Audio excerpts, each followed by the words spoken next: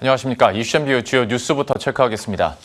기준금리를 결정하는 한국은행 금융통합위원회가 하루 앞으로 다가왔습니다. 코로나19 타격으로 인한 경제 충격이 여전한 만큼 기준금리 동결이 전망되는데요.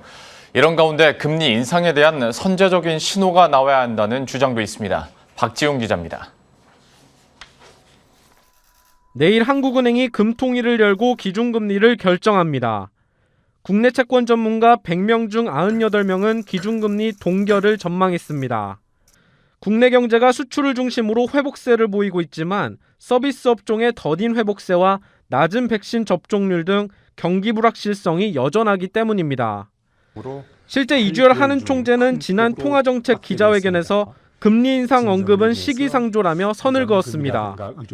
하지만 미국에서 코로나19 이후 처음으로 돈줄을 조이는 테이퍼링의 필요성이 제기되면서 한은이 선제적인 대응에 나서야 한다는 목소리가 커지고 있습니다. 미국의 금리가 한국보다 먼저 오른다면 자본 이탈이 발생하면서 국내 금융시장에 큰 충격을 줄 수 있기 때문입니다. 과거 IMF와 2008년 금융위기 모두 미국발 금리 인상이 첫 단추였습니다. 그래서 미국의 금리 인상 시 자금이 빠져나갈까 봐 최근 들어 신흥국을 중심으로 금리 조기 인상이 속출하고 있습니다.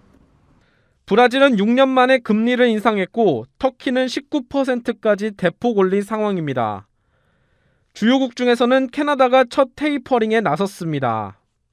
최근 5년 동안 한은의 금리 인상은 2차례 있었는데 2번 모두 미국의 금리 인상이 있고 뒤늦게 단행해 자본 유출이 컸다는 점에서 이번엔 선제적인 조치가 필요하다는 분석이 나옵니다. 올려야 될 때 못 올린다. 지금 가계부채가 계속해서 지금 문제가 되고 있잖아요. 우리 눈치 본단 말이에요. 못 올리거든. 할 수 없을 때가 되어서야 올린다고요. 그러니까 항상 몇 달씩 늦다고. 글로벌 경기 회복과 함께 물가 상승세가 지속될 경우 한은도 더 이상 저금리로만 버틸 수 없는 만큼 내일 금통위에서 향후 금리 인상을 염두에 둔 통화정책 변화에 대한 선제적인 신호가 나와야 한다는 지적입니다. 머니투데이 방송 박지웅입니다.